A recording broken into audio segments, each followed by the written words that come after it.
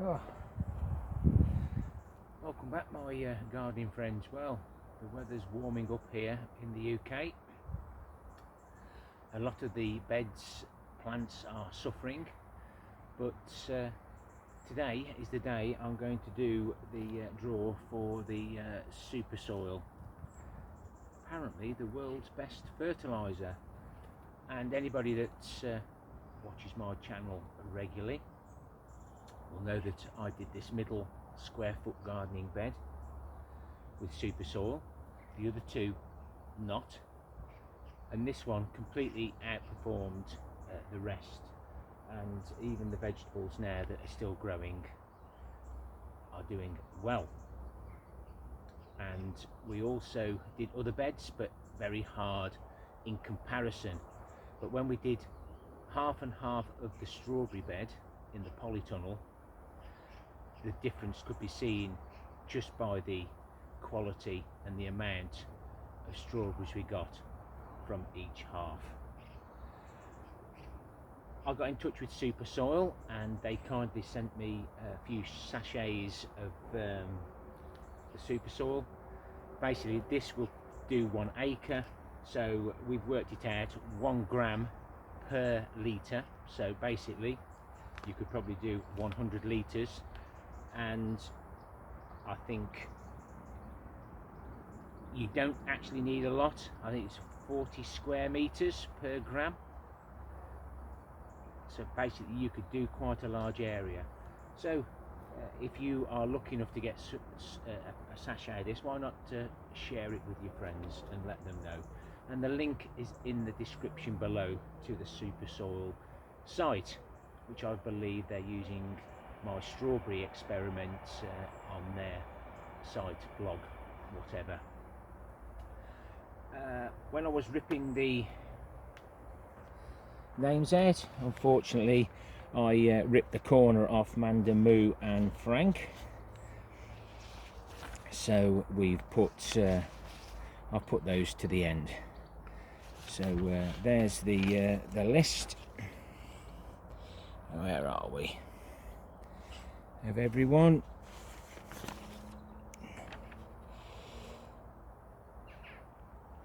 That asked for a raffle ticket. So let's get on with it, and as ever my decision is final. I will just do a test to see which way the wind's blowing, but basically each raffle ticket will fall onto the square foot gardening bed. Any that fall outside will be eliminated, and then I will decide who is the closest, and if we've got a few that aren't actually near or on the Supersoil sachets, I'll collect those and we'll reset and have another go. I always like to do something a little bit of difference with my little flutter draws. Let's hope this works. Right, everybody's names are in there. I've done a trial flutter with some of the blank bits, and hopefully this will work. Like I say, any that fall outside will be eliminated. Anybody on the inside that isn't actually touching, or we can't decide who's who, will be refluttered, and we'll have another go. So here we go. Everybody's there, nobody's been dropped. I'm going to go up and across and let go.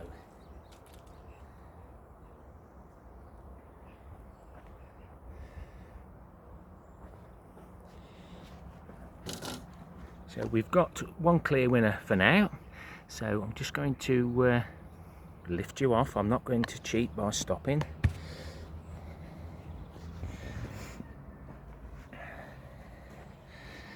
So at the moment,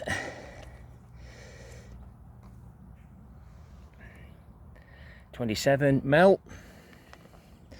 We'll put you to one side. There's nobody near that one.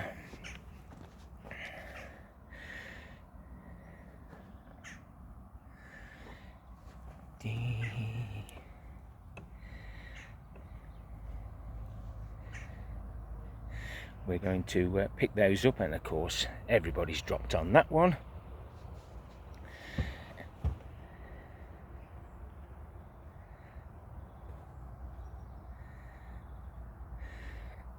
So, oh, hang on. See, I nearly missed that one there. We're going to give number 8, Peter Murray, that one. I can't really tell between these two. Or can we? Is that worth a measure? No, it's not worth a measure. Right, we'll regather. So we've just moved those about now a little bit closer, and we've got all the tickets picked up now. Just going to double check. Not sure we've got nothing. Hard to see. So we'll just flip these again, and we'll see what we get this time. Here we go. Well, we've got lots that have come out this time, and we've got one clear winner there. The rest will be so Tim, we'll put you down there, and we've got Trevor and Carl Dickinson. I'm just going to double check now that there's no more tickets within here.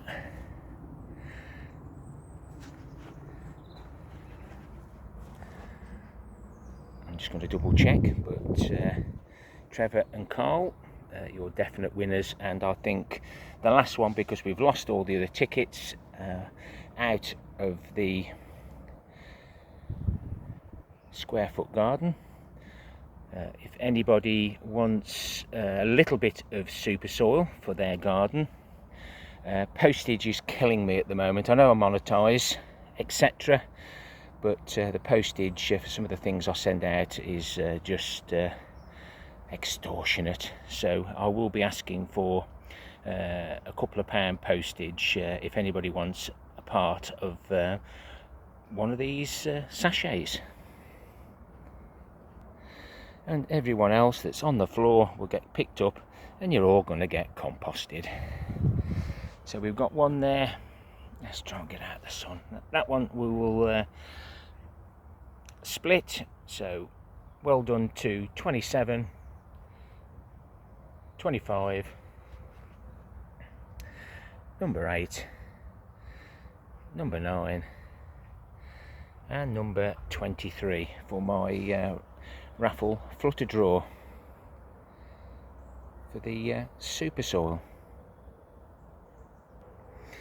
I've never ever seen so much blackfly damage. These were the ones from Danny at the Grapevine Allotment. Bill and Val's pongos. Some are okay, but as it spreads, it just becomes just completely unbearable. I've been picking them out, and the ladybirds, there's that many ladybirds about this year. It's improved their population, which is a good thing, but I have heard that a lot of people are suffering from blackfly, and last year I was moaning about the rats. So there's always something different that will cause issues on our growing spaces, but I do like to look forward to the positives and try not to dwell on the negatives. But everybody needs to know about the negatives, so I do share everything. Yesterday I rubbed all the stems here. There's just a few left there. Just to try and I've been removing the lower leaves. You can tell when the ants are about that. I'll snap that one off now, but there's plenty of beans here, but I have just noticed as I've walked around, where are we? The blackfly there. It's awful, but they suck the sap out of the stem. Normally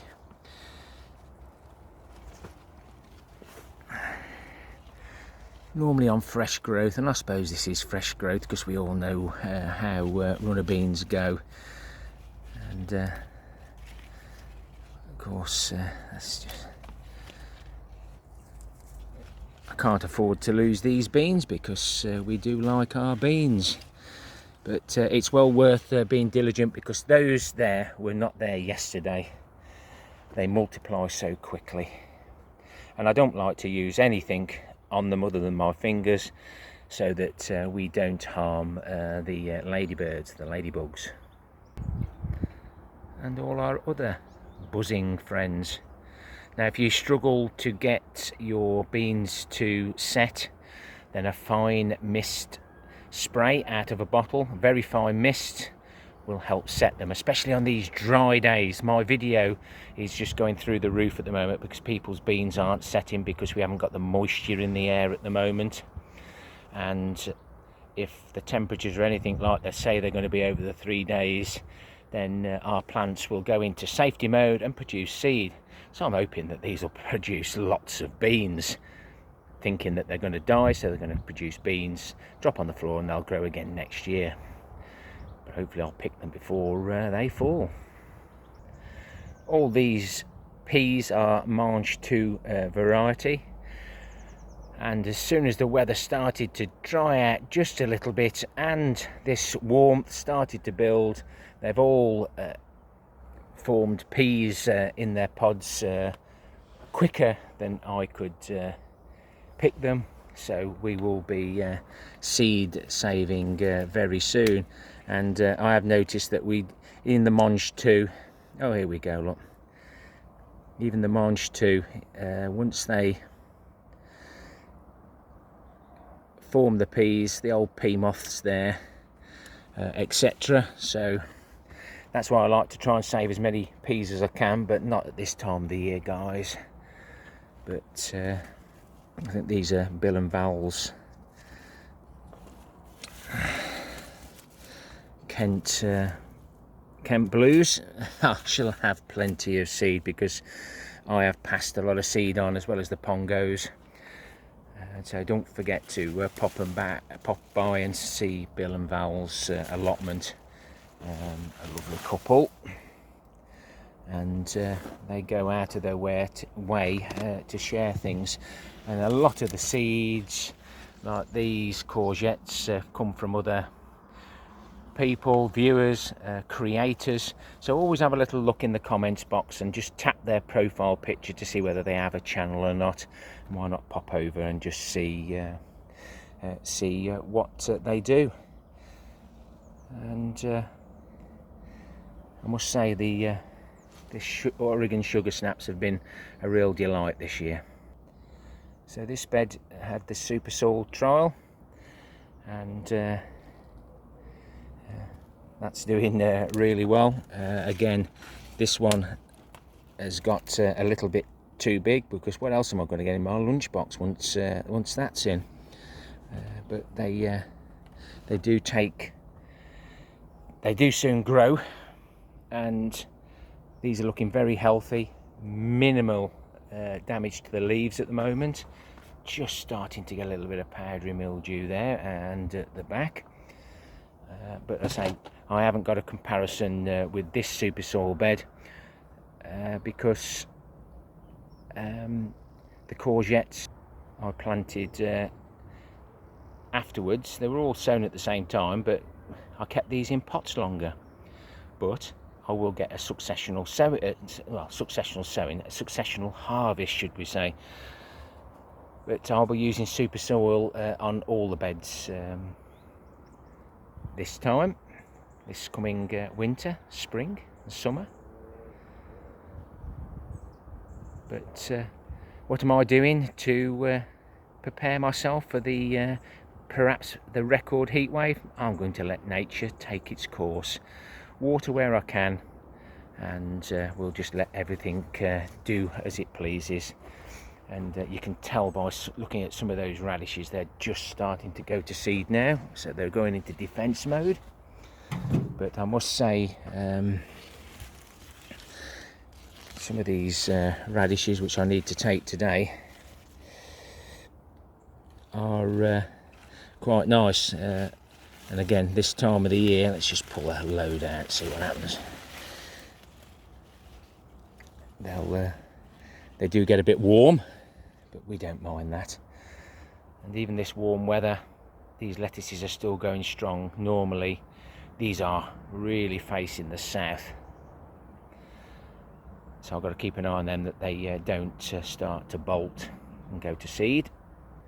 These are the ones that I planted in between some of the shallots, because we had a few failures. That's really hearted up nicely, but you just might be able to see there that it's started to come out from the top. So I'll be taking that one with me today and keeping a close eye on the rest, and harvest accordingly. And what we don't harvest, we'll compost.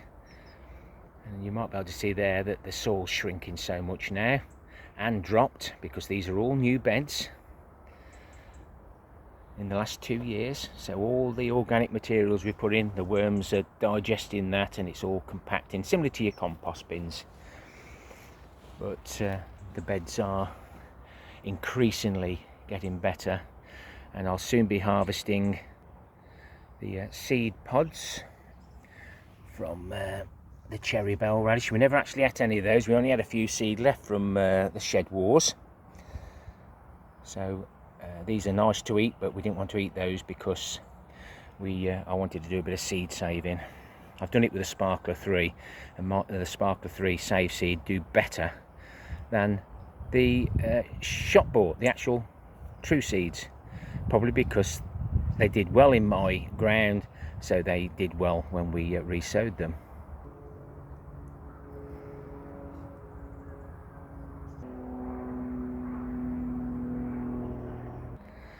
I covered the Brassica cage to keep the butterflies out, and it has worked, but the Calabrese soon went to seed. There's nothing really left or viable, or is there?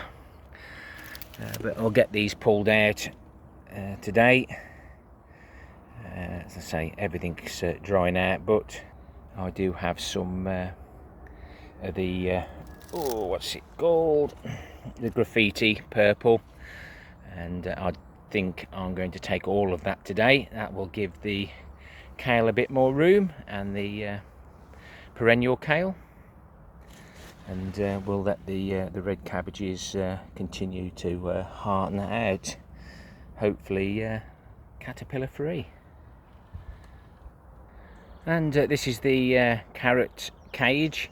It looks like it's been quite successful, but because we spend more time watering and harvesting, we keep forgetting to keep an eye on our plants, and I don't like to let